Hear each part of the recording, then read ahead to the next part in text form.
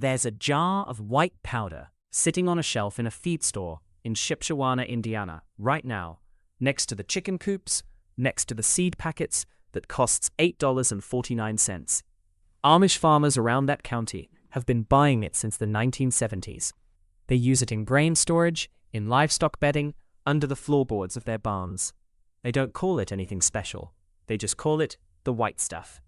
And the reason you probably never heard about it this way, the reason nobody ever handed you a bag and said, try this before you call anyone, has nothing to do with how well it works. Pest control companies charge between $150 and $400 for a single treatment visit. A full-year contract with Orkin or Terminix runs $500 to $1,200, depending on where you live.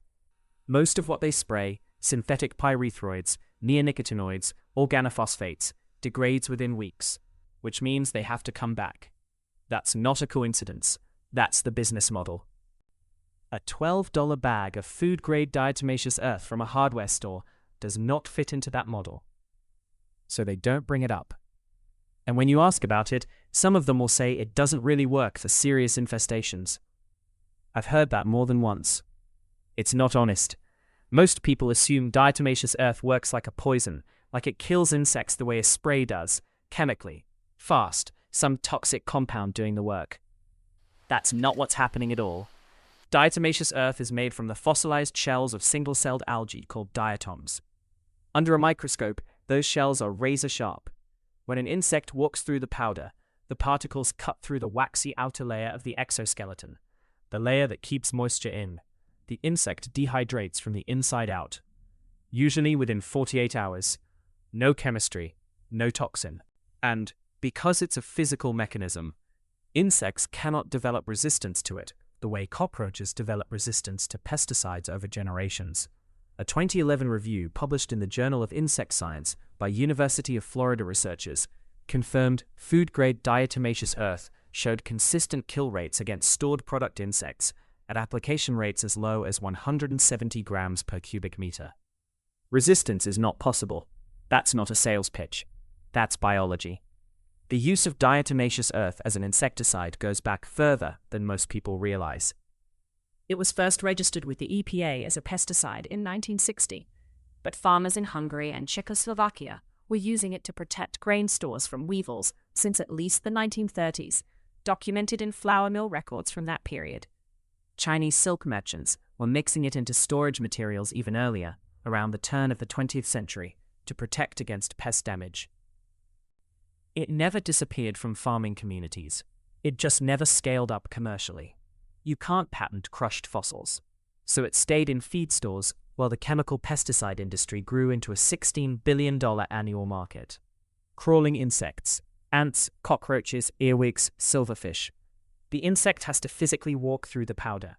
That means you dust it along the exact pathways they use, under cabinet edges, along baseboards, inside wall cracks, behind a refrigerator. Use a small powder duster or an old squeeze bottle with the tip cut. A thin layer is all you need. Thick piles get avoided. Thin, barely visible dustings get walked through. Within 48 to 72 hours, anything that crosses that line is dead or dying.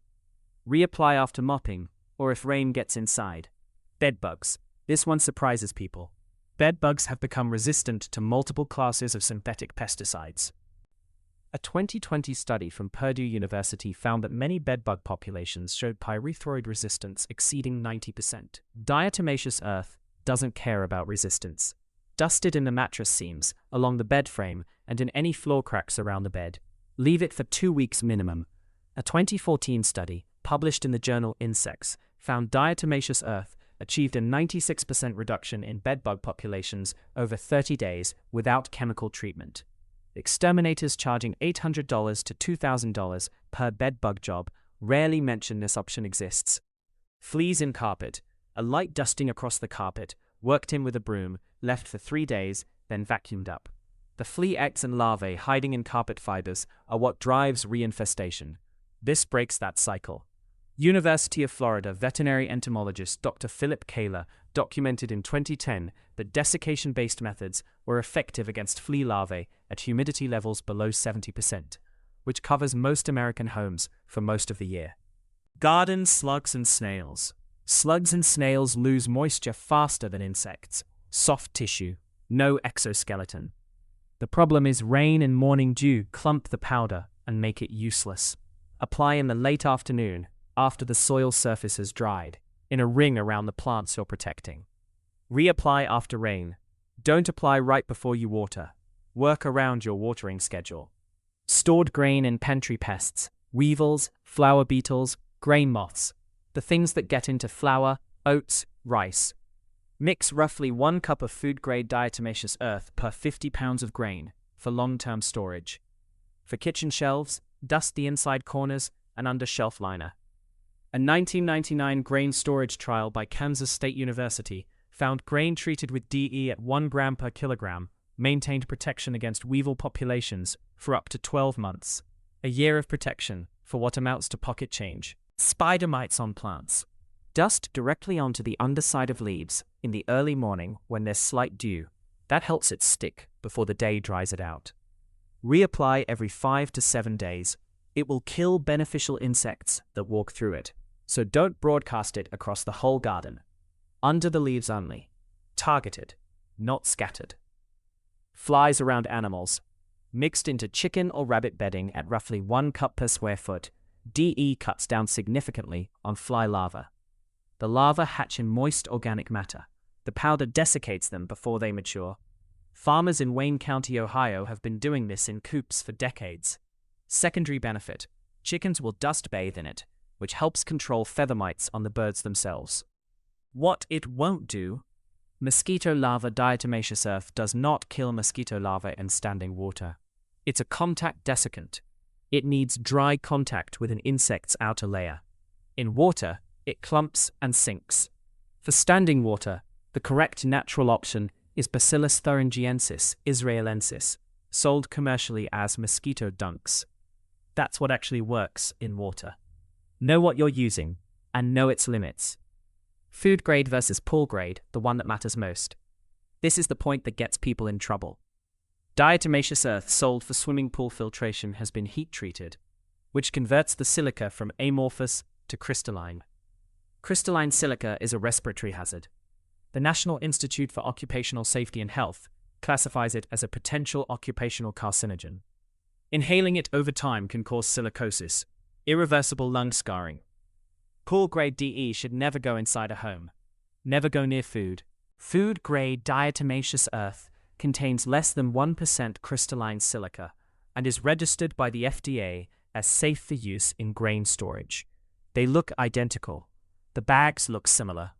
If the label says anything about pool filtration, put it back. Wear a dust mask when applying it.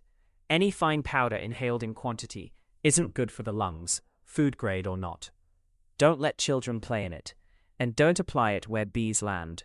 It will kill them the same way it kills any other insect. This is a tool, not a broadcast spray. Targeted use is what makes it work and what keeps it from doing harm. The last time most people called an exterminator, they paid over $200 for someone to spray compounds that wore off in 6 weeks and required a follow-up visit.